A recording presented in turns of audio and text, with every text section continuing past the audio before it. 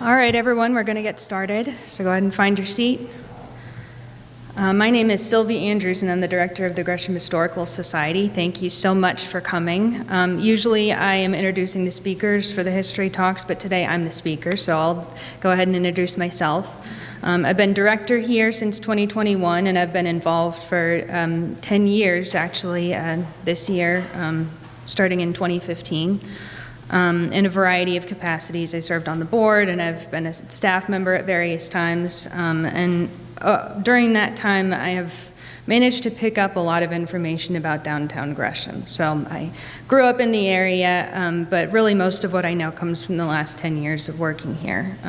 If I make any mistakes, I think some of you who have lived here longer than me may be able to call me out on that, and please do so.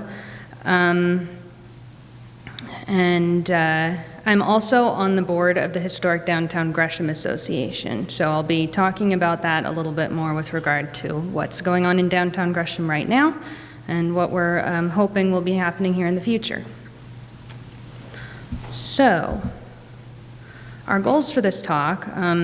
One time I was giving a presentation to a group locally, and somebody asked me, now that the truffle hunter is gone, are there any historic buildings left in Gresham? And that really staggered me because, of course, I'm working here. I know we're surrounded by historic buildings, but that's not necessarily common knowledge. And a lot of what people know about Gresham is where they have frequented, like the truffle hunter and all of these old businesses, some of which are not around anymore. So hopefully with this lecture, you'll learn that there are historic buildings in downtown Gresham still, even now. We're going to explore where we came from and how we got to be where we are.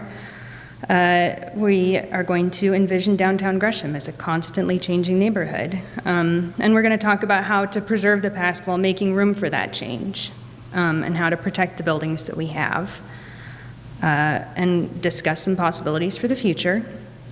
Hopefully learn some fun facts along the way. This talk is going to go decade by decade, 1900s to 1990s. And it's going to be mostly pictures, not a whole lot of text. That's kind of my pet peeve when I'm watching other people speak, is they've got these huge blocks of text in their presentations, and so I'm reading that instead of listening to what they're saying. So you'll have plenty to look at, don't worry about that.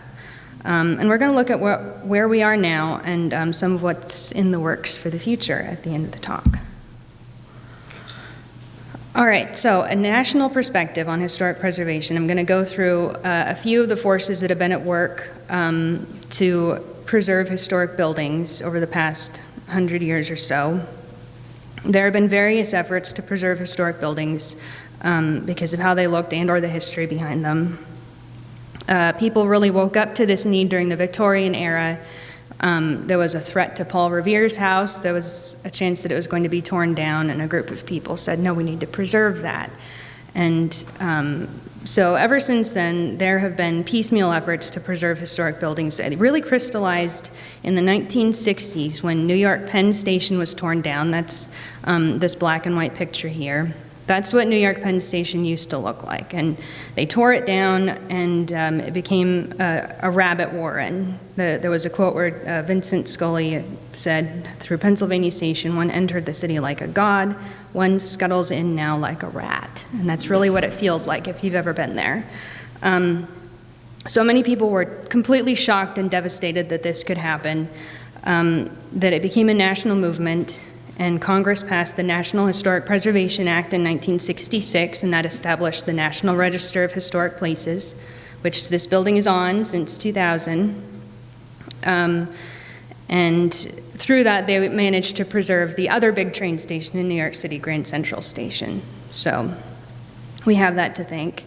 Moving a little closer to home, in 1955, Disneyland opened, with Main Street USA as the main entrance to the park.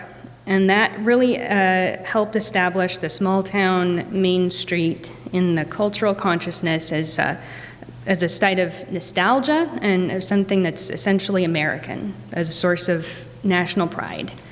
And it also established an aesthetic of the turn of the century Main Street as standard. So the problem with this, with an aesthetic, is that it will go in and out of style, and it has. The Main Street, the turn of the century aesthetic has come back in and out. The cycles of nostalgia are always moving. My goal with this talk is to show that historic downtown districts are worth saving, not just for the way they look, although that is important, but for the history they represent, and for the ways they can go on serving the community in the future. That said, Disneyland's Main Street has been very important, and it inspired generations of historic preservation advocates. The Main Street America program was established in 1980. It's still very active and has chapters in each state that support different Main Street districts in revitalization efforts. And Downtown Gresham, the Historic Downtown Gresham Association, is enrolled in the Oregon Main Street program, meaning we've made a commitment to revitalizing our downtown district, and we're eligible for certain grants to help with that, which we'll talk about a little bit more. Now in Gresham, we'll go over a few of the things that were going on in Gresham in the early days and through the 20th century that will provide some context for some of the buildings we're going to talk about. In 1851, the Powell brothers, Jackson and James Powell, established donation land claims in Gresham. They claimed large properties that eventually became the center of what is now Downtown Gresham. 1884, Gresham got its first post office. In 1902, the train arrived from Portland, which was very significant in the city's development because it made it possible to get from there to here much faster and made Gresham much more viable for business owners. In 1904 and 1905, the city of Gresham became incorporated with the county and the state, which enabled the city to raise taxes for road improvement, and that also attracted more businesses and residents. And then in 1907, the first Multnomah County Fair happened in Gresham, and that was another significant economic boost because it brought many people to Gresham who lived in Portland and all over the county and the state. Later in the century, the 1950s and 70s, through the 70s, the interstate highway system started to spread around here, providing more ways to get to and from Portland, and Gresham became a bedroom community of Portland during that time. In the 70s and 80s, there were lots of annexations. A lot of the farmland was being subdivided, and there was extremely fast population growth. So between 1960 and 2000, every 10 years, the population of Gresham tripled. So we ended up with, began with 5,000 people and ended up with more than 100,000 people. When they built Gresham High School in 1915, there were no buildings up there. People were concerned it was too remote. When you talked about Gresham, you were just talking about this core. There was no such thing as Downtown Gresham. There was just Gresham, and then there was farmland. So things changed a lot in a very short amount of time. This is what Gresham looked like in about 1890. So you can see the roads are all dirt, so that means in Oregon, 9 months out of the year, they're mud. It was a very small community, not incorporated, very difficult to get to and from anywhere else. The buildings you can see here are all wood, temporary, utilitarian. A lot of them were built in a hurry, and they were prone to burning down. And at the time, there was nothing you could really do about that. They didn't have a fire department, and even if they did, there's not much you can do when a wooden building starts burning. It's going. So, all that to say, nothing in this photo is still standing. Fast forward fewer than 50 years, this is what that same stretch of road looked like in the 1930s. So this is the south side of Powell looking west from Main Avenue. The buildings are mostly brick construction, obviously built to last. And two of the buildings in the picture are still standing. The Masonic Hall and West Gresham Elementary, they're off kind of in the distance. So even in 1914, you can see things are significantly different. This is Main Avenue looking north from Powell. It's not the same stretch of road, but you can see there are some brick buildings here mixed in with the wood buildings. The road is still dirt, but it's a little bit more groomed, as you can see.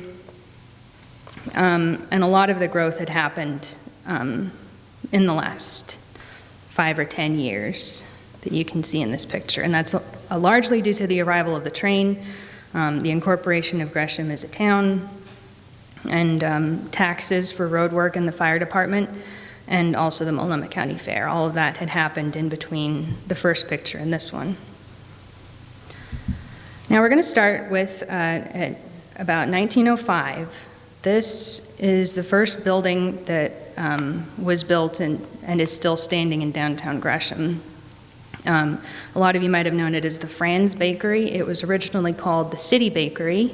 When it was built in about 1905, it was a bakery, and it remained a bakery until the 1990s. So that's quite a stretch of time. And this photo from 1986 is the best image we have of it. We don't have a whole lot of historic photos of this building. The style is vernacular with Queen Anne influences, which you can see in the fish scale shingles. They're painted dark blue in this picture. If you look at it now, the roof line has these little plywood birds in a birdhouse. Those aren't original, they were a later addition. The original builders were named Mustard and Speck. I'm not making that up. But then in 1915, a Belgian immigrant named Theodore van Donnek bought it. And he at the time was one of few, if any, first-generation immigrants that owned businesses in Gresham at the time. So that's one thing that makes this building pretty interesting.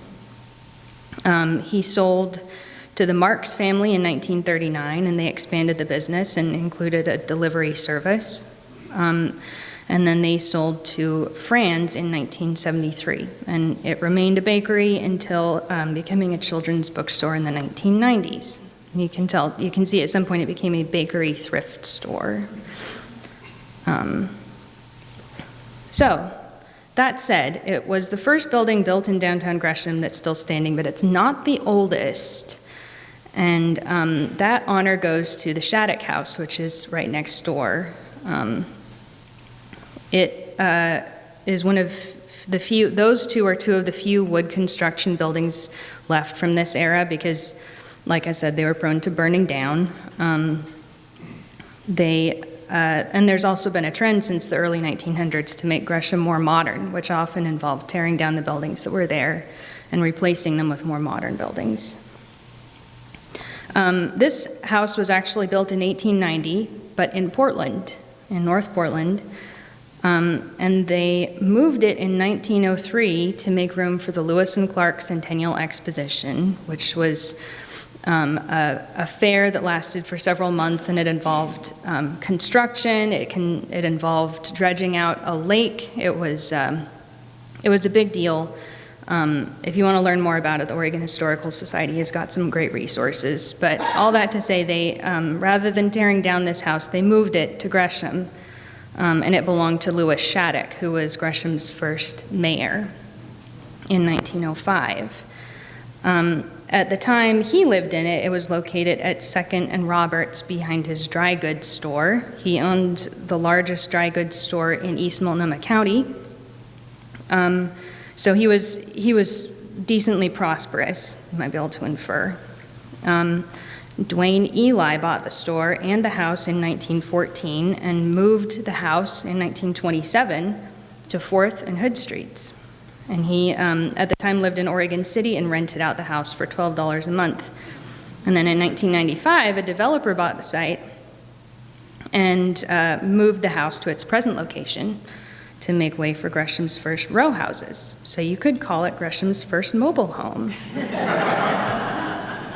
And interesting thing about Lewis Shattuck, he had a second stint as mayor in 1912, and during that time, he signed in a new city law that made selling and drinking alcohol illegal. So he was the person who made Gresham into a dry town.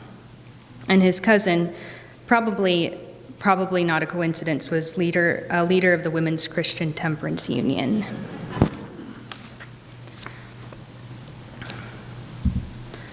All right, if this one isn't familiar to you, I'm not sure how you found your way here today. So, 1903, there was no library in Gresham, but that year the county passed a library bond that enabled postmasters to order books from the library at no cost. And so libraries post offices became libraries, and postmasters became librarians. And Gresham's postmaster was Iona McCall, who was the first female postmaster and by default the first librarian. She inherited the title from her husband when he died, and it was very uncommon at the time for a woman, especially a married woman, to work, and she even had children. The community was very oriented towards school and learning and church. The Women's Christian Temperance Union had a strong presence and influence. Dancing was frowned upon. The library and the school were seen as forces against the evils of alcohol and partying. So the community raised funds and received a matching grant from Andrew Carnegie, who would provide matching funds to build libraries all over the country and even outside the country. He was an industrialist and philanthropist, and he used his wealth to fund libraries like the one that he had been able to use when he was a boy. Now, it was rare for such a small community as Gresham to receive a Carnegie grant. There were only 500 to 600 people living here. But the foundation and the county library system took into account the fact that so many surrounding communities relied on Gresham for trade and society and communication, and they had no library of their own, and they were going to be using this library as well. So that included Rockwood, Orient, Fairview, Pleasant Valley, Troutdale, etc. All of these. Some of them are towns, and some of them don't exist anymore. The style is English Tudor Revival. It was designed by Folger Johnson, who lived in Portland but had studied at the École des Beaux-Arts in France. So you can see the European influences in the false half timbering and the herringbone brickwork. It was meant to resemble an English country manor. And a lot of people in Gresham didn't like it. They thought that it cast Gresham as provincial and old-fashioned, which is not what people wanted Gresham to be. They wanted Gresham to be seen as a modern and prospering town where people might want to move and do business. But they made use of what they had, and generations of people grew up going to this library and attending events in this library and hosting gatherings. They would have lantern slide lectures, recitals, school events, not dances. And it served as the library until 1989. Now, this building is one of my favorites. It's a little bit difficult to recognize the building that exists now as this one. Right now it's Amaton Furniture. But when it was built in 1914, it was the Gresham Opera House.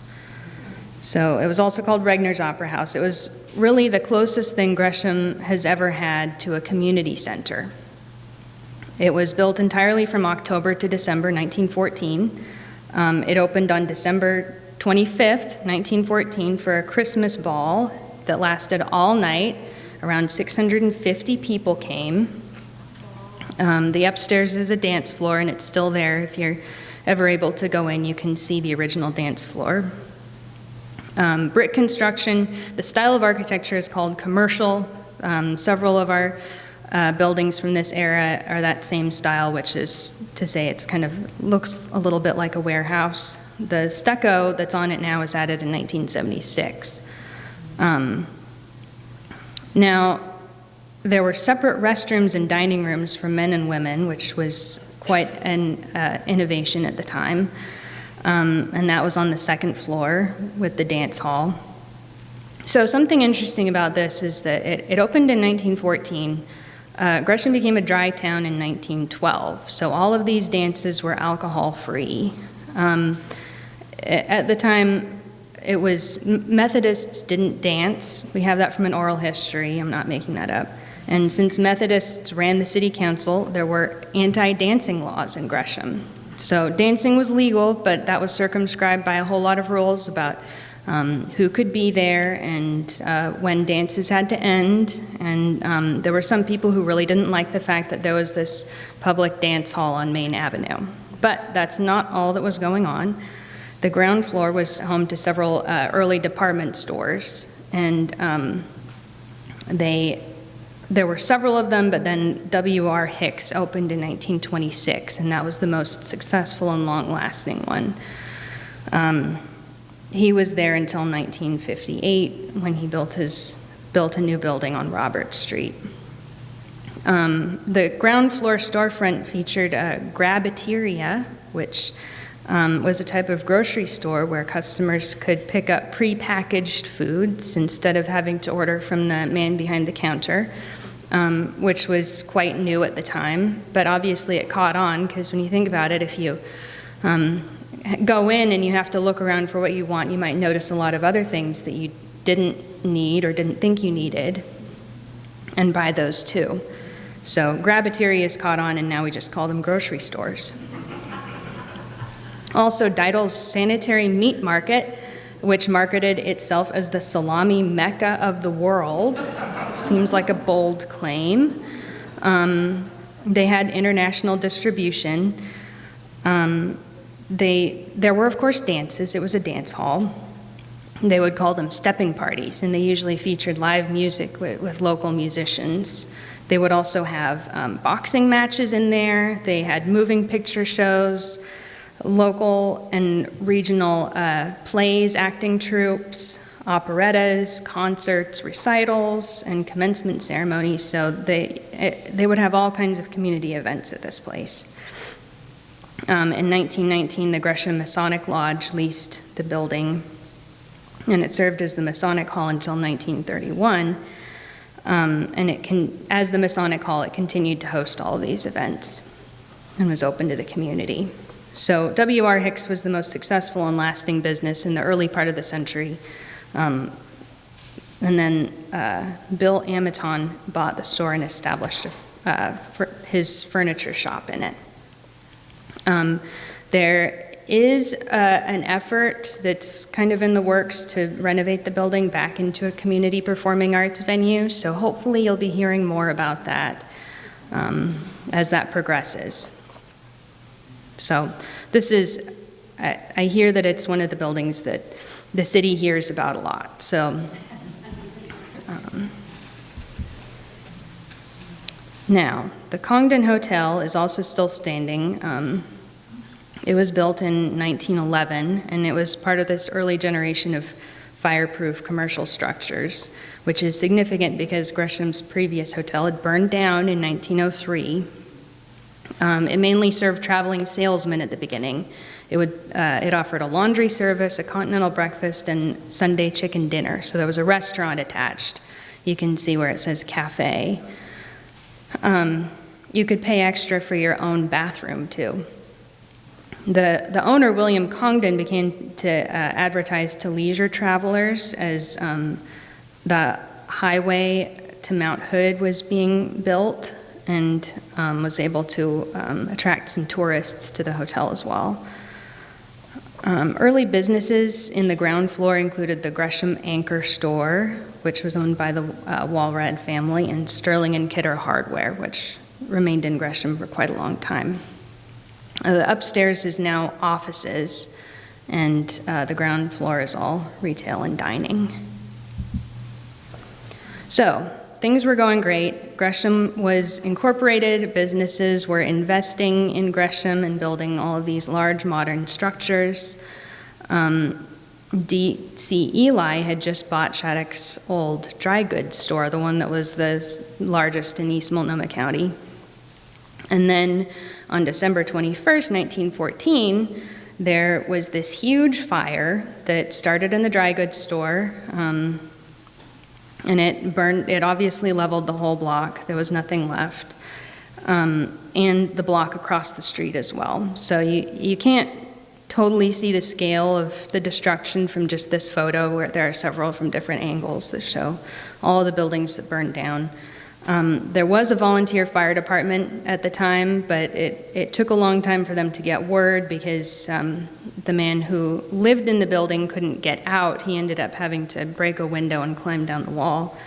The neighbor had to run to City Hall in his long johns and bare feet to ring the alarm, and all of the buildings on the block and the one across the street burned to cinders. And they hadn't figured out how to, that you need to turn off the power when fires like this happen, and several firefighters got electrocuted. Everyone ended up okay, but downed power lines were a major problem.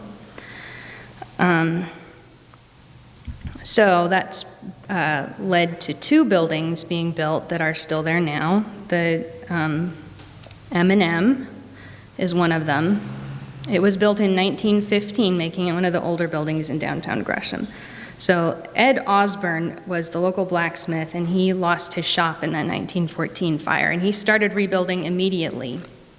And construction started in January 1915. Remember, this happened December 21st, 1914, and continued even though Ed Osborne's insurance company went bankrupt and he did not receive his payment. So the first tenants were Osborne and W.A. Hessel Farm Implements. Blacksmiths were kind of by default the first auto repair shops, and Osborne was advertising these services when he reopened. Later tenants included the Piggly Wiggly store, the Benjamin Franklin Variety Store, and the M&M restaurant starting in the 1960s.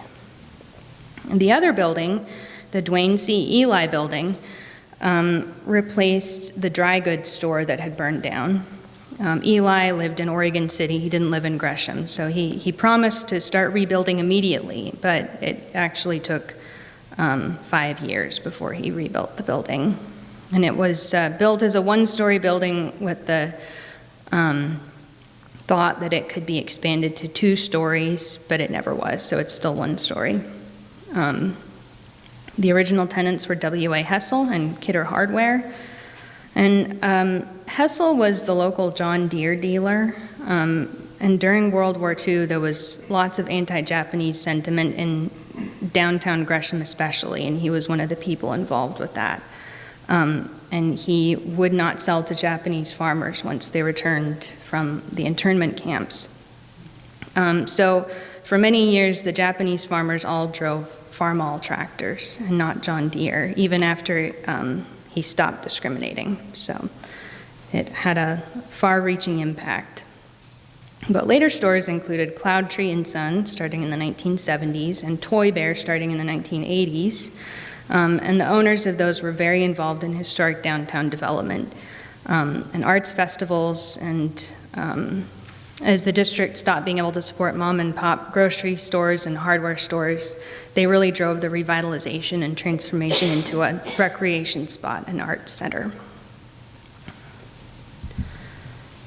And that's what the M&M looked like in the 1980s. So now, West Gresham Elementary School was built in 1923, and it's very significant in the history of our local architecture because it represents a lot of the European influence post-World War I. A lot of architects who were designing buildings at the time had served overseas and brought home influences with them. So the style of this building is Beaux-Arts, which is French and Italian. At the time, it was called Gresham Grade School, and it was its own school district. All of the elementary schools were their own school district at the time. There had been a school on this site since 1859 or 1860. It was originally a log cabin, and it had been upgraded a few times, but always on the same site until 2020. And prior to this time, and even after this time, schools were small and dispersed among all of these tiny communities. And some of the schools still exist, like Orient and Powell Valley and Pleasant Valley, and other ones like Terry and Rockwood are gone now. And we're fortunate to still have this building even though it's not going to be a school anymore, because it would cost millions to renovate it so it's safe for children again. It would be cheaper to build a new school from scratch, but the district has decided not to do that. They've agreed to preserve the building instead of demolishing it. Also in the 1920s, the Gresham Rexall drugstore replaced an older wood building with this more modern brick one. The Dowsett family began their reign over the Gresham drugstore in 1902. They purchased the Gresham drugstore at the corner of Main and Powell, which is where this building is, and they added a soda fountain. Now, the original wooden building was called the Metzger Building, and it was many things over the years. It was the post office at one point. It was the library on the top floor before this building was built, and they also had dances there. The Outlook, the Gresham Outlook, started there, but the printing press made the whole building shake when it was operating, so they had to move to a different building. And it was replaced in 1929 with this building. Soda fountains, we think of them now as teenage hangouts, but at the time, most of the teenagers who lived here had to work on the farm or work other jobs, so they really weren't hanging out at soda fountains during the day. So it really reached its peak popularity in the 50s and 60s. They kept the soda fountain after that, but it never made money after the 60s, and it eventually closed in 1997 because of competition from national pharmacy chains.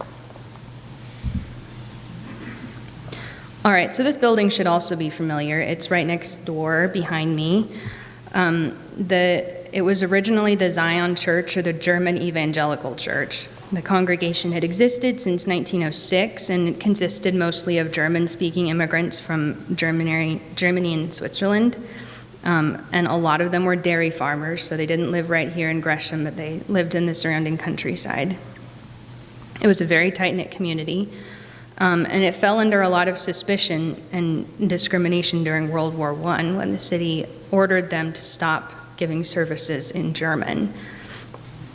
And they pushed back against the city council, but eventually public pressure won out.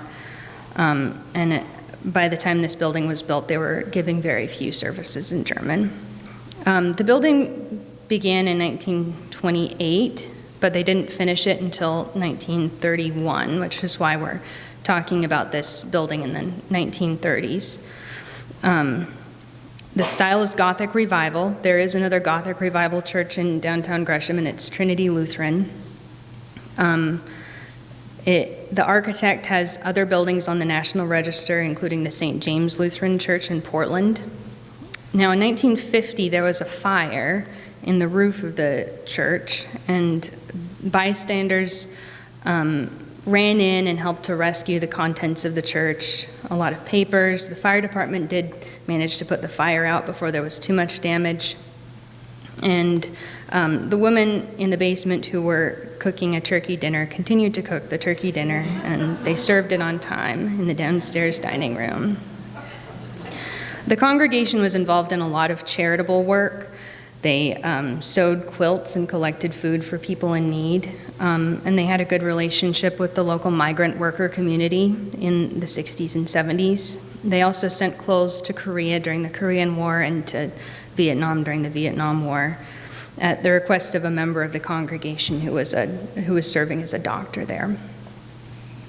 And then in 1974, they built a new church, and Bob Bergeron bought this building and made it into a bookstore. In the 80s, it became Ashley's Restaurant, as you can see in this picture. And it's been either a restaurant or a wedding venue ever since then. So it's officially been a restaurant now longer than it was ever a church. And we, the Gresham Historical Society, purchased this building in 2017 to prevent it from being redeveloped, and we just got a $243,000 grant from the Oregon Main Street grant to renovate it and repair the brickwork and a lot of the other things that have needed to be addressed for a long time. So we're going to continue preserving it for the future. This building is worth a mention, the Masonic Hall. It was built in 1931. The style is vernacular warehouse. The Gresham Masonic Lodge number 152 was established in 1912, and they began fundraising that year to build a lodge, and it took until 1930 to raise everything they needed. And it's significant because many city leaders were Masons, and so a lot of important decisions about the shaping of the city probably happened in this building. And now it's the City Hall Church. It's directly on Powell Boulevard, and the best vantage point, if you want to take a look, is the Arco station. So things have changed a little bit since it was built. This is another cool one, the Jacobson Funeral Home. It was built in 1934 and in the mission style. So you can see that with the arched doorway and the terracotta tiles over the windows and the door. It was a car dealership for a while as well. At the dedication of the funeral home in 1934, hundreds of people attended. So you get the sense that there wasn't a whole lot to do here during the Depression. There were 3 different musical groups that performed, and the mayor sent a representative to give a speech. And here's the building now. So you can see they preserved some of the original elements. You would think, looking at it now, that it was originally Art Deco with the way they've redone the arch. It wasn't like that originally. So you can't see as much of the mission influence anymore, but the windows are original, and a lot of elements of it have remained the same. And you could definitely do worse with this building, as they did in the 80s when it was Gresham Western wear. So obviously it still had all of its original exterior underneath the wood cladding.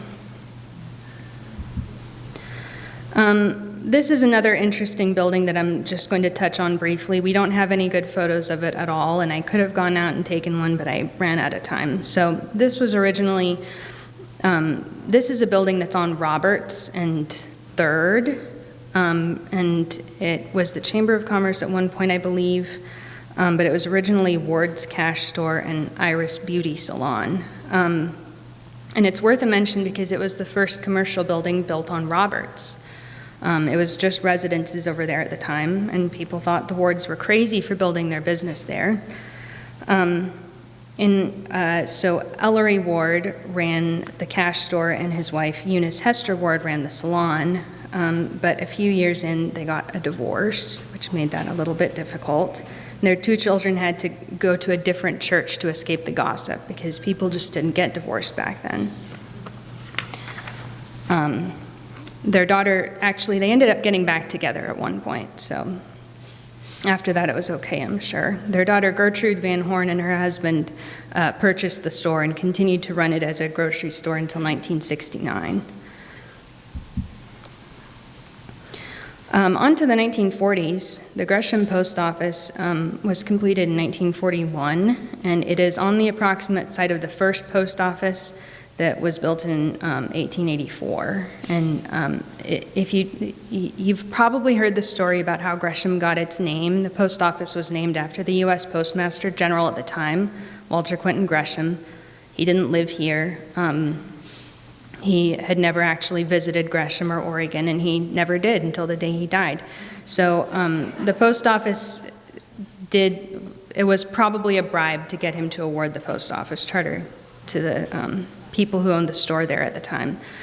But that is how Gresham got its name, because when you have to address your mail to a place, it eventually just becomes known by that name.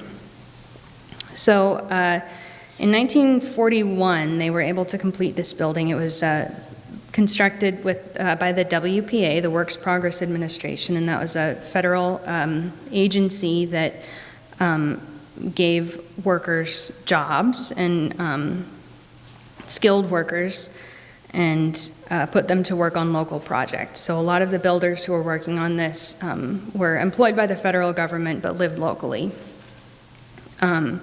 And locals also had a lot of input about this design. There were lots of public meetings, and Gresham residents had a lot of feedback on which design got chosen. The style is federal modernist, which was a departure from earlier federal styles. It's characterized by the departure from excess and the lack of ornamentation. It's there's an emphasis on form and function over style. And it signifies for Gresham a time of massive federal investment in local projects, an emphasis on communities that were struggling from the effects of the Great Depression, which definitely included Gresham. Now, there was an addition built in 1991, and at the time they dug up a cornerstone time capsule, and the contents of that time capsule are in the museum. So if you ever want to make a research appointment and see what they thought was important to include in that time capsule in 1941, I definitely encourage you to do that. It's very interesting. Now, this is not the post office, it's a different building. This is the First National Bank of Portland, also built in 1941. It was located on Roberts and First Street, and it also represented investment in Gresham, this time from banks. So the bank had opened at Powell and Main in 1933, and at that time, Gresham had been without a bank for a year, so it was very important when we got our first bank, and people lined up around the block to open bank accounts. It was renovated in 1969. You can see here, maybe you recognize it now, because it eventually became Wells Fargo, and it's still standing there. So at the time, it looks like it's an entirely different building, but it's not. It's an addition to the original 1941 building. It's still there underneath the 1960s brown bricks. And when they renovated in 1969, it had the first drive-up ATM in Gresham, which was connected to the main bank building by a pneumatic tube. And it's interesting to look at buildings like this now. It doesn't appear that historic, although it has been around since the 1940s. It's been vacant for over a year, and vacant buildings are more at risk of being demolished, so it's not clear what's going to happen to this building now. On the other end of the 1940s, the Fund Center was built in 1946, right after the end of World War II, and at the very beginning of the baby boom, when young couples with children were becoming the dominant suburban demographic. It included a restaurant and a skating rink, a bowling alley, a cafe. It offered clean entertainment for all ages. And it may have actually been a little bit too forward-thinking, because the original owners entered bankruptcy less than a year after it opened. But successive owners were able to make a go of it, notably Fred and Edith Flesher, who owned it for quite a long time, and they were among those younger couples with children who were moving to the suburbs. It was one of the early buildings on East Powell, which was yet another extension of what we consider downtown Gresham now. And here it is in 2025. It's now an office of the Native American Rehabilitation Association, NARA. This isn't the front entrance anymore, this is the back. The main entrance is on the other side.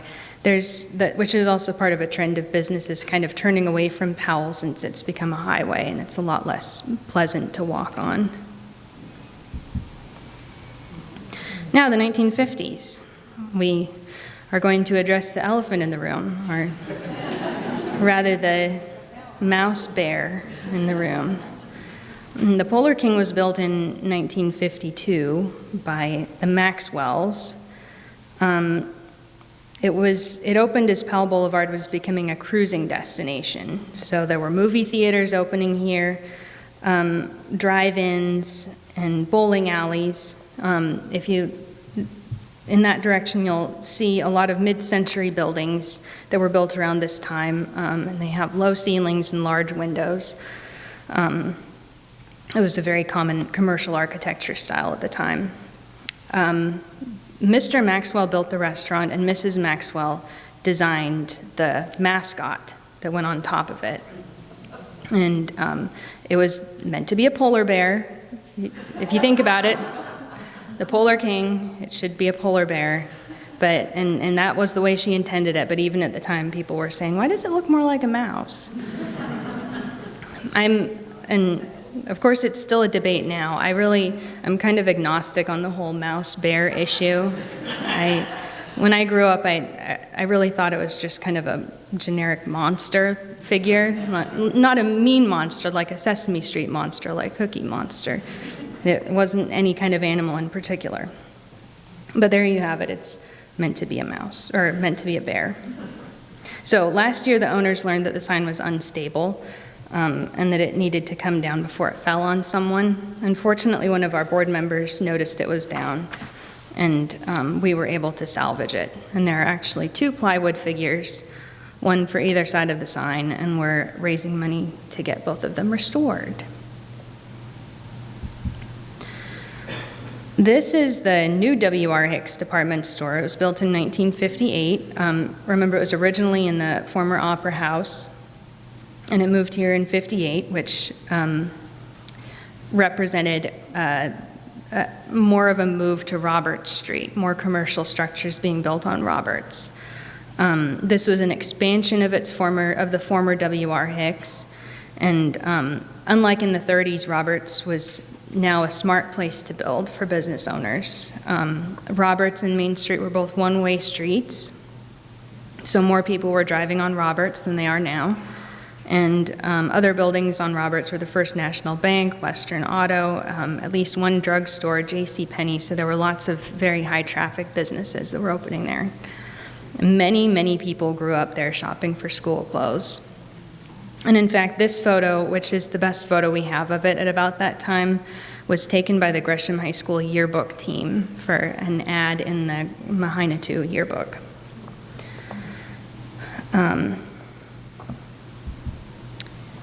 This building was just down the street. It still exists. This is Walrad Insurance. It was built in the early 1950s, but Burton Walrad had been in business with his insurance company since 1928. And this is another great example of mid-century architecture with that tower and the neon. And but it's more interesting because of who Burton Walrad was. He was very influential in early Gresham. He was definitely a self-starter. He helped out in his dad's store as a kid. He used his earnings at the store to buy a half share in a milk cow. His dad bought the other half share, and he would ride around town delivering milk by bicycle for a subscription. And at 19, he started his first business, the Gresham Transfer Company, and made deliveries by truck all day, and then at night he would drive up the highway to the Dalles, and he would sleep while the truck was unloaded. And he realized when he was in his 20s that he needed to get into a different line of business or he was going to die. So he said that insurance was actually a very easy business to get into. You didn't even need to know anything about insurance. You just needed to know a little bit more than the competition.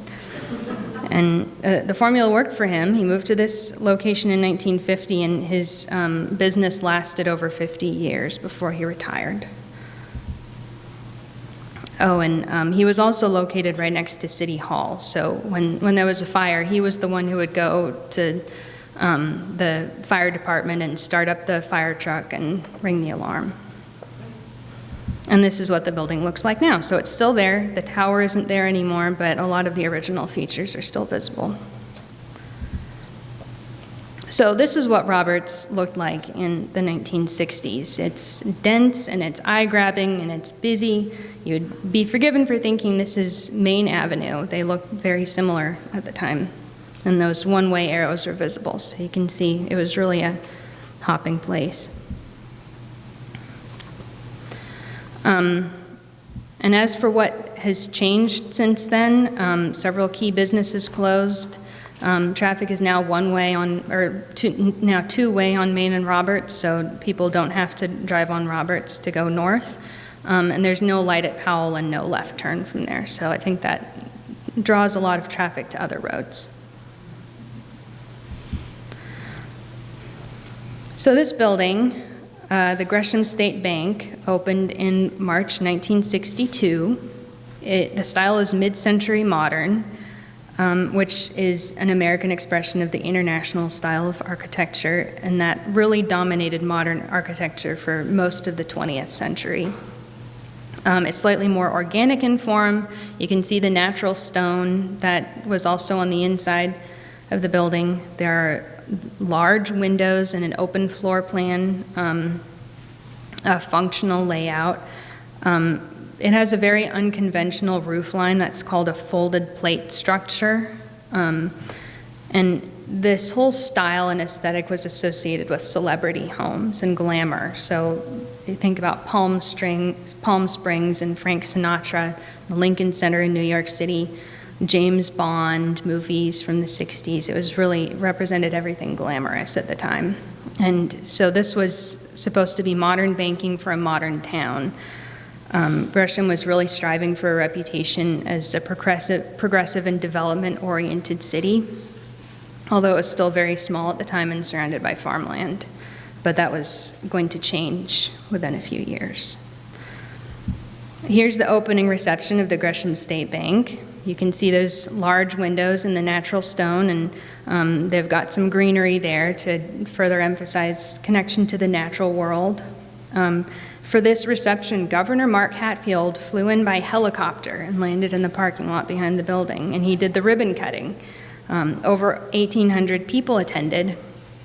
So you can see those large windows. It feels like you're outside even when you're inside. And the field stone walls. In 1964, the bank merged with the First State Bank of Oregon, and it was later Key Bank, and now it is Bocelli's and Frenzy.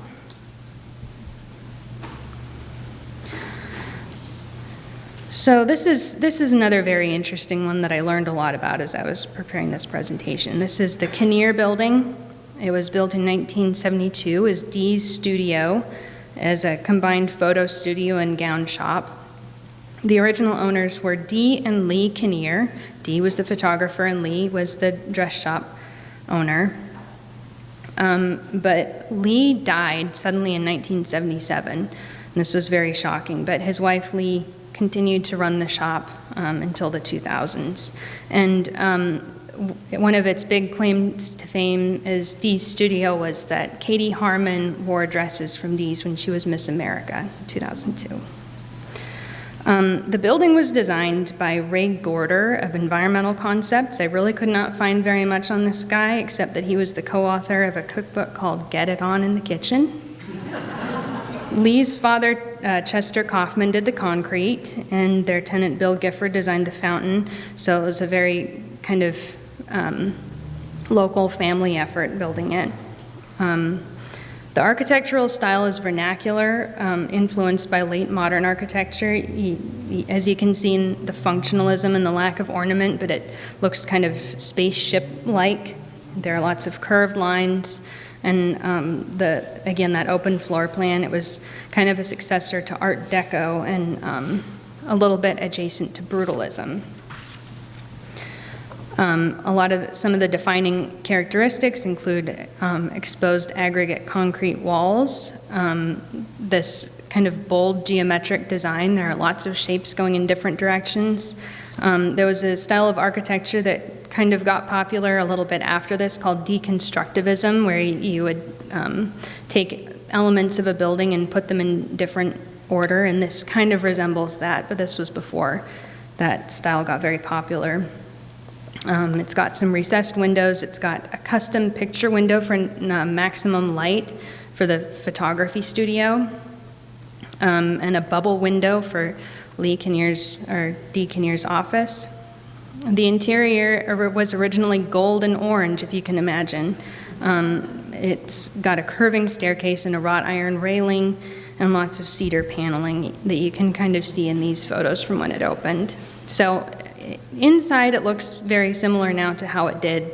The carpets and walls are a different shade, but it's been vacant for a while, but now it looks like they have a new tenant. I'm not sure who that is, so we'll see what this building becomes in the future.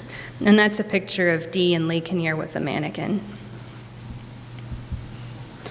Okay, so why are we looking at this picture of a car dealership in the 1950s when we're talking about the 1970s?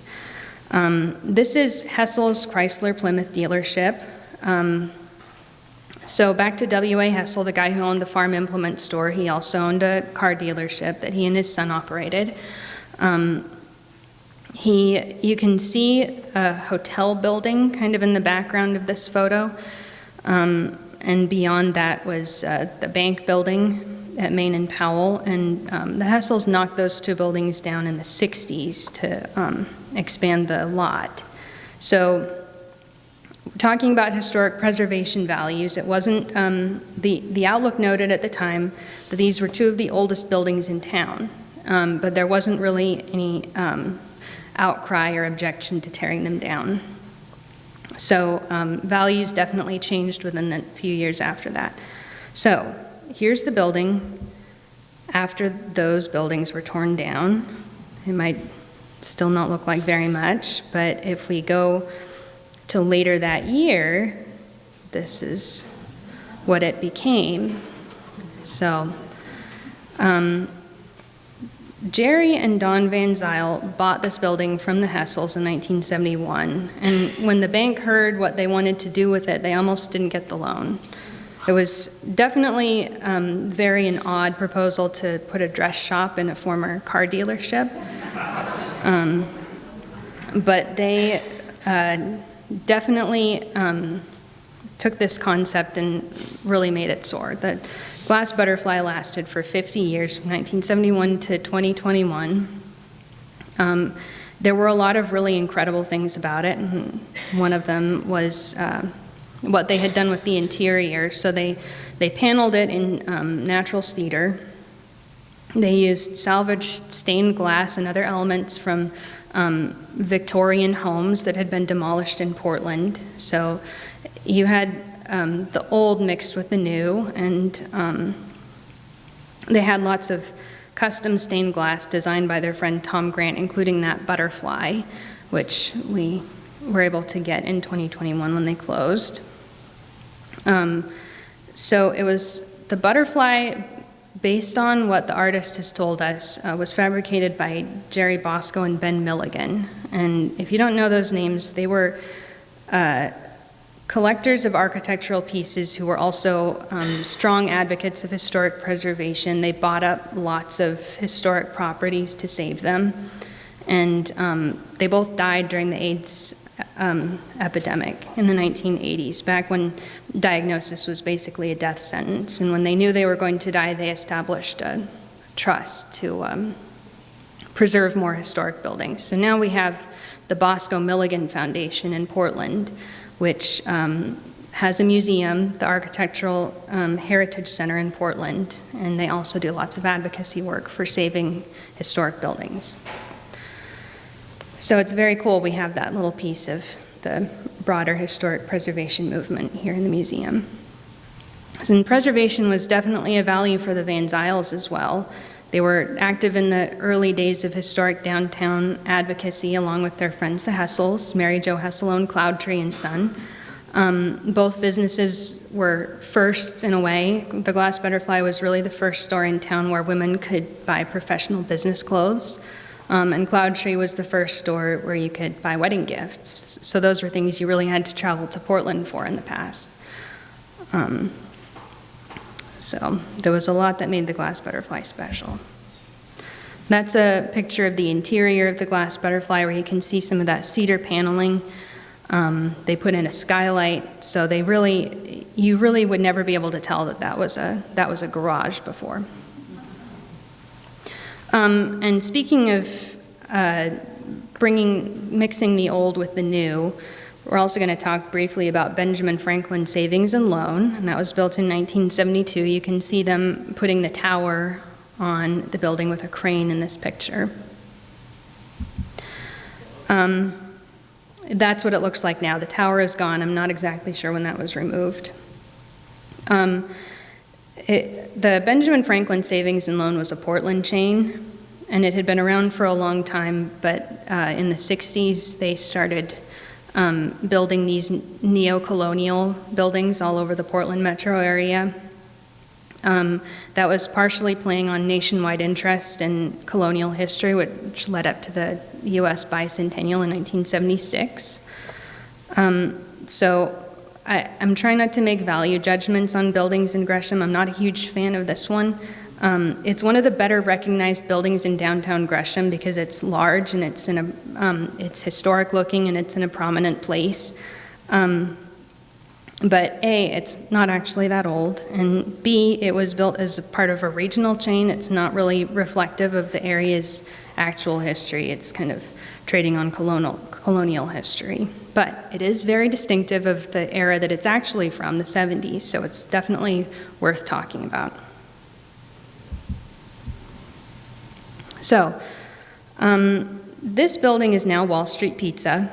It's the best building I could find for the 80s to really represent what was going on here at the time. It was first built in 1983 as McBain's Payless Drug Store, which was formerly located on Roberts, so you can see kind of the shift away from Roberts back to Main Street that was going on. The style, I guess I would say, is vernacular. There was a lot of playing with space and angles in 80s architecture, especially commercial architecture. Now, in the 50s and 60s, you couldn't throw a rock without hitting a drugstore in Gresham. There was at least one on every block.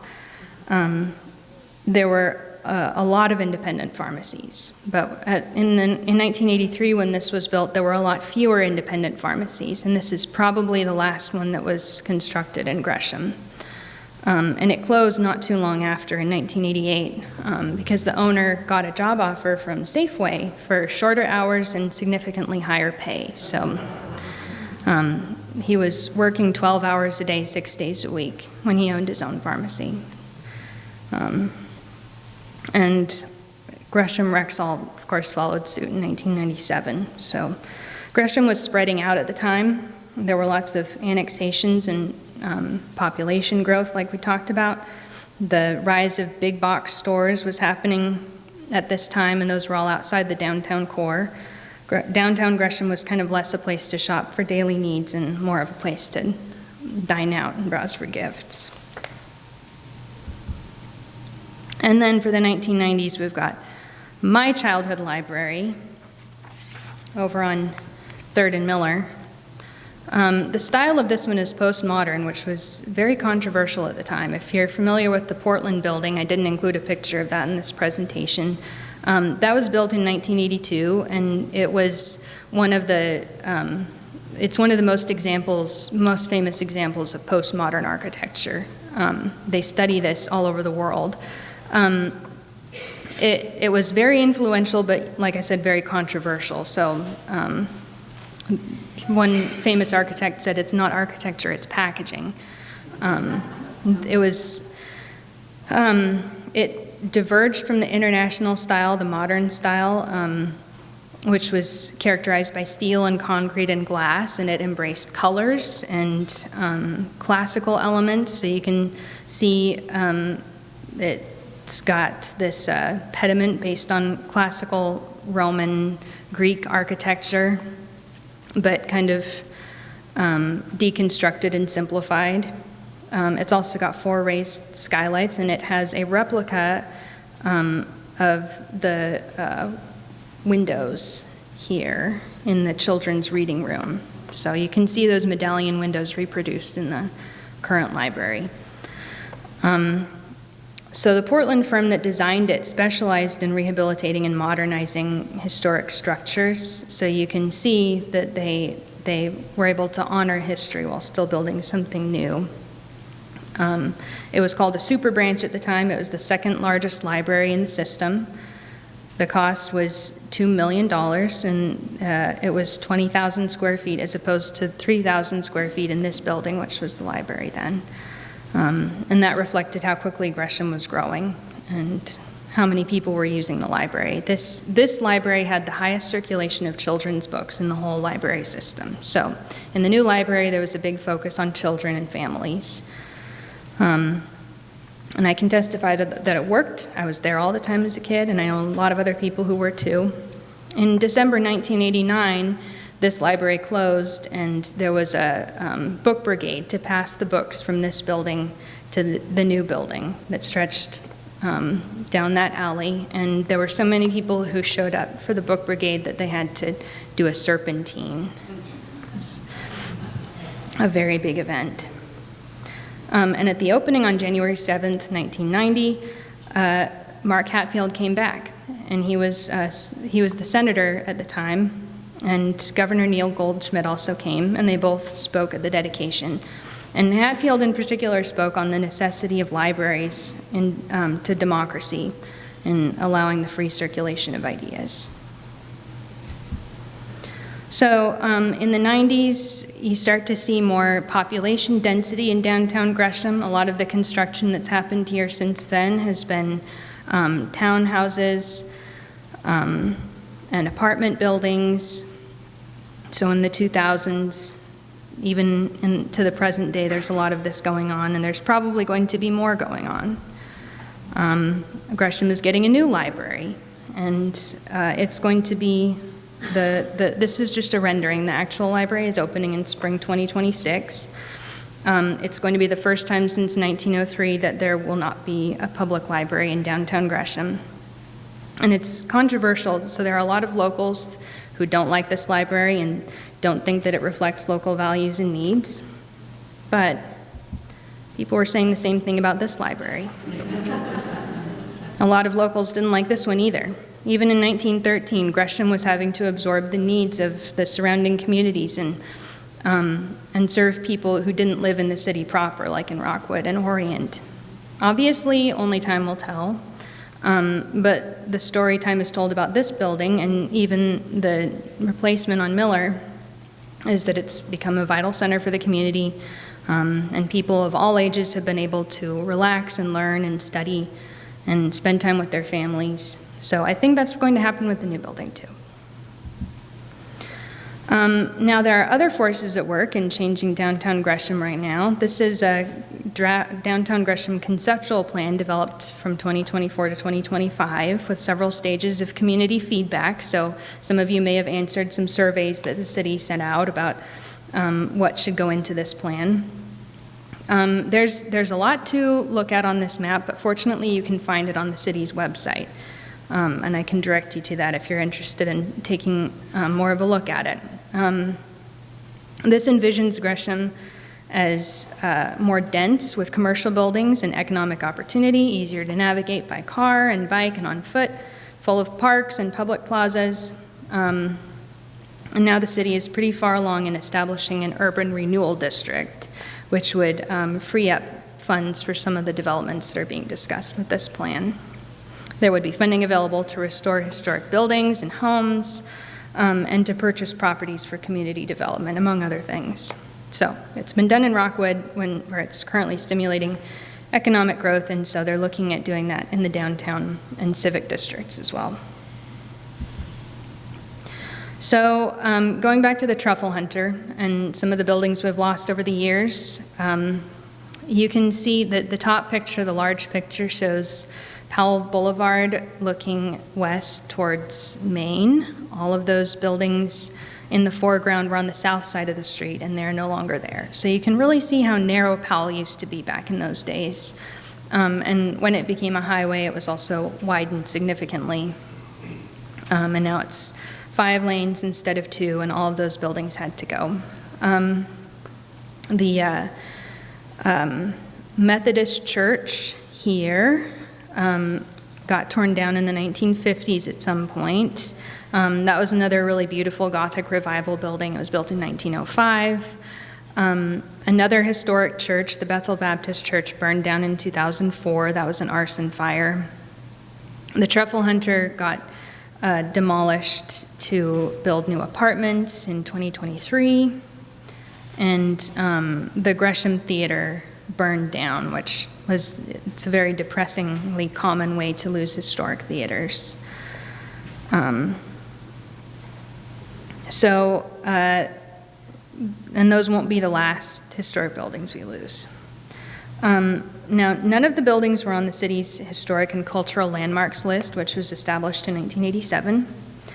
And some had previously been, but the owners had taken them off so that they could do more work to renovate them. Of course, a number of buildings have burned down, but then there was also an arson fire in this building. A lot of you probably already know about that in 2021.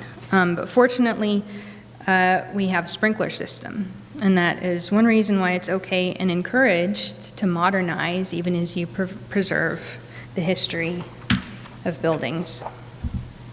Now, there are ways that all of us can help to preserve buildings.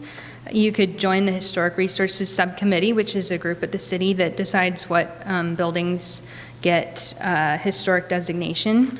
So you can also attend those meetings and have feedback and influence on what joins the landmarks list. You could get involved with one of the organizations that is focused on civic improvement, like the Historic Downtown Gresham Association, us, the Gresham Historical Society, Gresham Outdoor Public Art. There are a whole bunch of groups that are involved in doing volunteer work and advocacy work in downtown Gresham.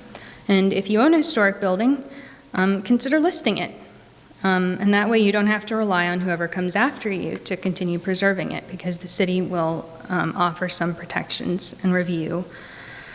And then you can also learn what local protections exist and help to educate others. So if you get a property listed on the city's historic inventory, it doesn't mean you can't do anything with it. There are lots of ways that you can still modernize a property without changing the historic nature. All right, and this is a list of resources. I'm not going to leave this up for too long, but I can share this with anybody who is interested. These are the sources I primarily use to do the research for this. Some of them are online and some of them are here at the museum. And all of the photos that I used are from our collection unless I noted otherwise. So, we have more events coming up. There are some tours, there are some more history talks. There's the Historic Downtown Gresham Safe Trick or Treat coming up in October, and the Indigenous Arts Festival on October 4th and 5th, which is going to be here. And there is information about all of these on our website, greshamhistorical.org. All right, thank you everybody for coming.